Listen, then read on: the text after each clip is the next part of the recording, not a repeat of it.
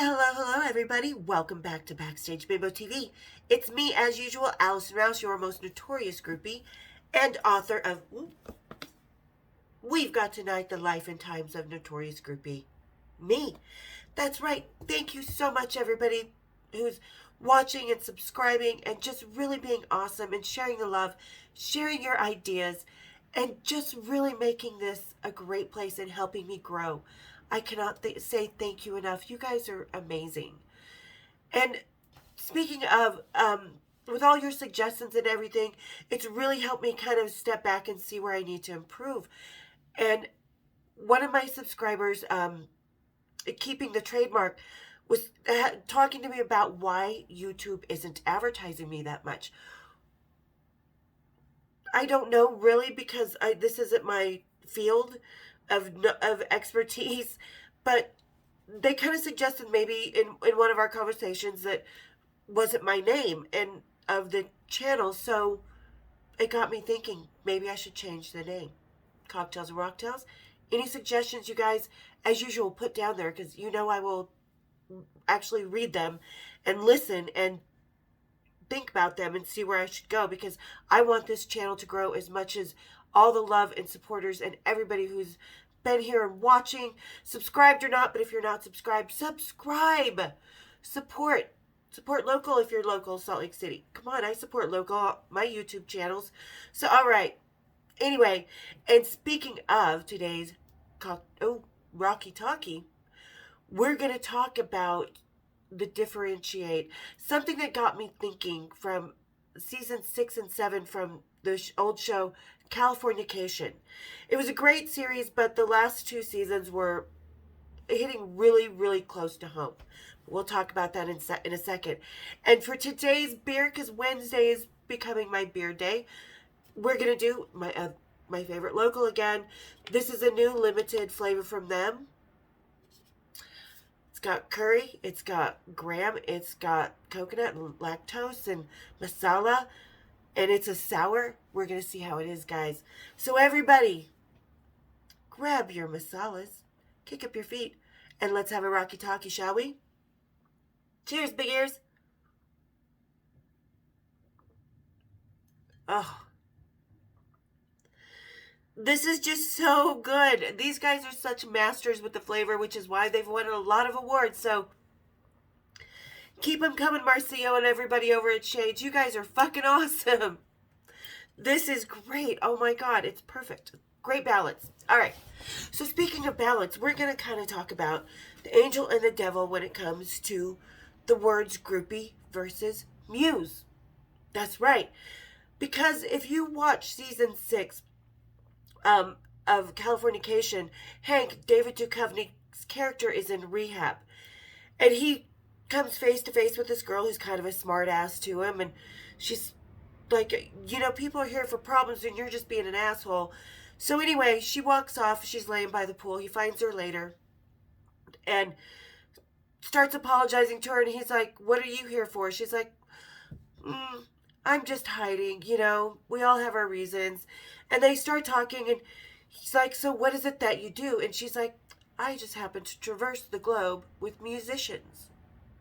And he's all, oh, you're a groupie. She's like, well, I prefer muse, but I'll take groupie. And it kind of got me pissed off even the first time I saw it. And I watched it a few weeks ago and it pissed me off again, because it's like, what's the difference? Really? Because the difference is the word muse has been so misused by previous groupies as to that's what their mission was, when in reality they weren't a muse because there were no songs written about them or inspiration taken from them. They were just sort of a... But anyway, that's besides the point. The word muse has been used to sugarcoat groupie, and groupie kind of is like the ugly, gross, kind of syrupy cherry center that is too fake, so the real good chocolate is supposedly making it better than what it's supposed to be. And, for someone who says that they are trying to take the word groupie back, they're sure doing a lot to use that word muse to destroy it. Yeah. And, in the Californication series, there is me in that series somewhere because the reason that groupie is in rehab is because she woke up next to a dead rock star and needed to hide out. So that's why she went to rehab, to chill out, to regroup, to get her head back together. Sound familiar? Definitely not something any of the muses had to go through, right? So, I'm out there. My instances are being used, but they're being sugar coated by the previous generation's misuse of the word muse to sugarcoat the groupie life, because people who use the word muse kind of really sugarcoat and build on top of things and kind of gear it to a more childhood fantasy of what they think groupie and muse is. And the muse idea has been sold too much to the public so that the word groupie, the muse idea has been sold to the public as the definitive, the top notch, the goddess of the backstage world, as to where groupie's kind of been sold more as chick on the back of the bus being tossed out by the side of the band. And in reality, no, that's not it. Because any true groupie doesn't give a fuck about being a muse. And I've said this a million times, being a muse means certain things in your private life are inspiring the song, the fights, the laughter, things that you kind of want private, but end a relationship or begin a relationship or cause a dent in the relationship and a mistrust and things like that. So that part of your life as a muse is being dragged out for other people to hear. And a true groupie, she likes to be behind the scenes, not out there needing to be adored like the muses are, because a certain muse, like I said, I use that term loosely because most of the girls would be like, I was a muse for the boys. There's not a song written for them. Okay, you got them going for the night when they went on stage, and you hung out with them for a couple weeks on the road. What's that difference between a muse and a groupie? No. If you're not having that song actually written about you, you're just a groupie. And there's nothing wrong with being a groupie. So don't try and say trying to elevate the word groupie by using the word muse to sugarcoat it, when the word muse is actually covering it and holding it down and making it something dirty in the center of that chocolate that we just, whenever it's chocolate center makes you go, bleh. That to me is the word muse covering groupie, and I don't like it. And when they use it, and especially when it's something that hits close to home, used in another TV show. And Steve Jones is also in the last two episodes. So, when it's being used as, I'll take groupie, but muse is better. It's like saying that the women who call themselves muses are better than the women who call themselves groupies. And see, that's a totally 70s painting on the fabric of the flowers in the hair and the sexual revolutions and stuff. And in the 80s, we were like, fuck that shit. We stripped off any bullshit and went to town with reality of what groupie was, because it was so much bigger than being a muse. A muse is this tiny little pinhole of an area of rock and roll that doesn't really stick around long, because by nature muses are fated to disappear from different musicians' lives and poets' lives and stuff like that. They're fleeting at best. They don't stick around. So, being a groupie is much bigger than being a muse, because yes, you are taking care of your man. You're on the road with him. You're sacrificing your life and your needs and yourself to give to this guy on the road that you feel this connection with, not only their music, but them as a person. Because a lot of people who say music, well, I felt such a connection with the music. How one silly little piece of music can change your whole life. That piece of music can change your whole life because it takes you the catalyst to be interested more in the music and the reality that makes the music, because that to me is what a groupie is. She's so knee deep in the storm, just taking the hits, the heartbreak, the laughter, the canceled flights, jumping on tour buses, and just living in the moment and laughing and not really needing a label and not needing to be something so significant. When you need something so significant to be so significant in someone's life, then you're not going to be. When you're just having fun and really living in the moment and bringing out the best of that person, that's being a groupie. That's going to last a lot longer. It's always like I say in the strip club, the topless girls in Vegas were always the whores. They were given, in the VIP rooms as to where the naked girls were not. Even though the naked girls were always considered the bigger whores. No. The naked girls were the girls in college, were the girls with good backgrounds, were the ones not drinking at work, that were not doing anything suspicious or crossing lines and stuff. But the topless girls were considered more chaste because, well, we don't take our bottoms off. Well, the girls who take their bottoms off are more protective and more thoughtful about what's going on around them. And those are totally nude clubs or non-alcohol. So it's kind of the same thing with Groupie and Muse. Groupie is definitely seen as the dirty part of rock and roll, as to where Muse is seen as the goddess. Like, we're the scumbag and that's not true. So if you're going to use the word Muse and call yourself a groupie, don't sugarcoat it and make it so you manipulate what you think it should be, because like I said, Muse is such a tiny thing and it's so misconstrued and it's so a jackass decorated in racehorses finery, and it's so just overused for people who are just trying to justify being slutty. Really is what it comes down to. It when being slutty in rock and roll is not looked down on, when you're a groupie, and you get to go around the world while you're being slutty, so I don't see anything wrong with that. Really. So it just bothers me, because I think that's one that hinders me so much, is because I don't sugarcoat being a groupie. I don't give you bullshit of, oh my God, I sucked the sweat out of Jimmy Page's shirt when he came off stage, and Keith Moon only stayed alive because of me, because I was the muse.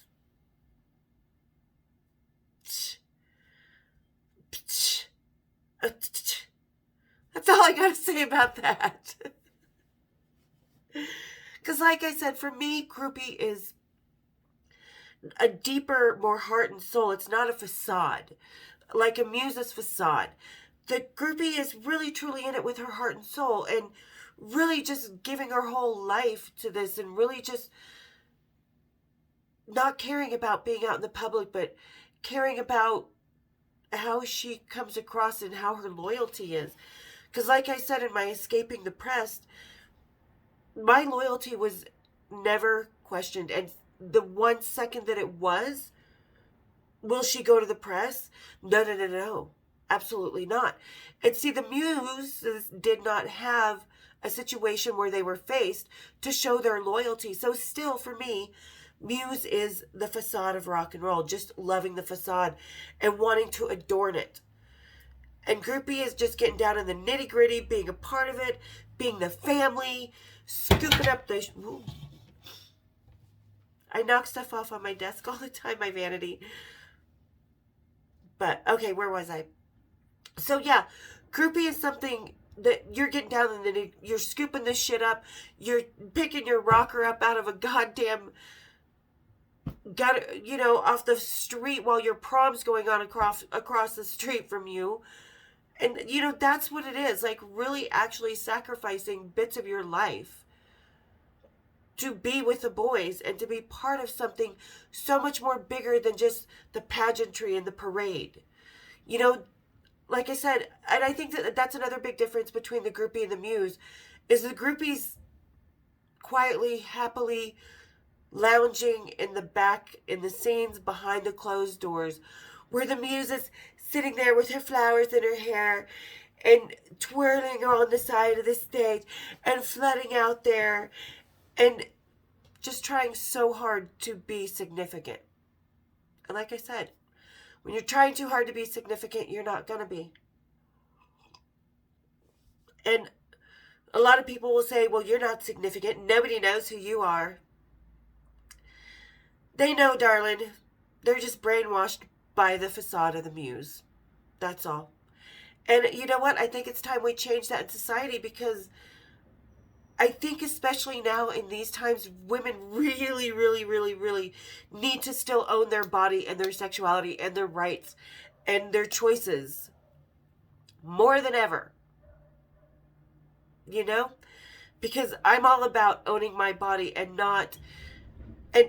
part of me owning my sexuality and my individuality and my reality and who I am and the freedom to do so is owning the fact that I was a groupie. And a groupie is actually the most exalted part, because like I said, it's so much bigger than the finery and the pageantry of rock and roll like a muse is. And I think that's cool that all these women that I meet that are been backstage and live the groupie life that I have, they have the same attitude. Like I said, us 80s groupies were a different ballgame.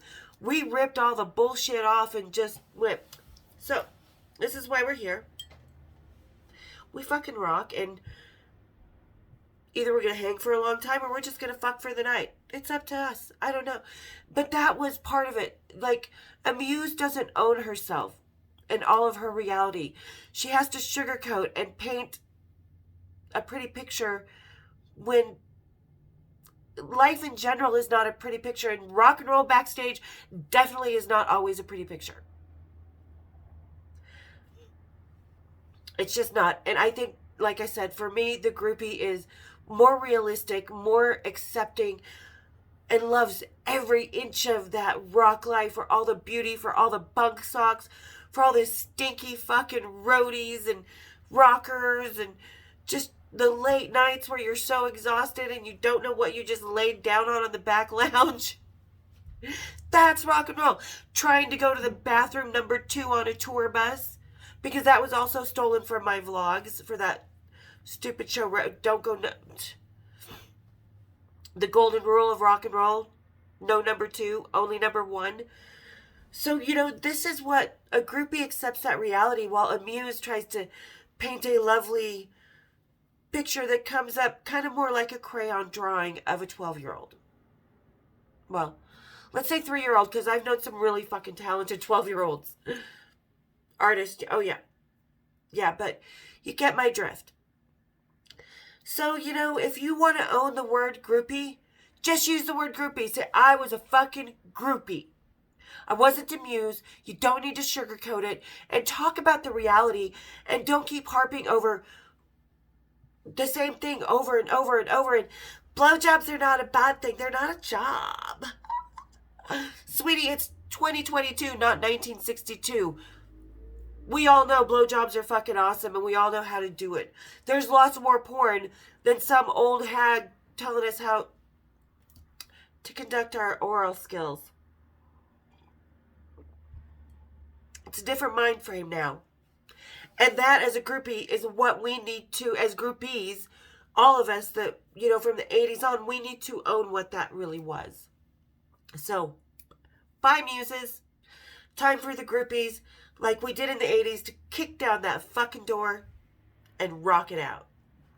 So there you guys go. There's my take on the groupie versus muse. Because there's no bullshit over here on Backstage Bimbo TV. I mean, I have fun with it. I laugh at it, but I'm a fucking groupie. Have there songs that have I inspired some songs?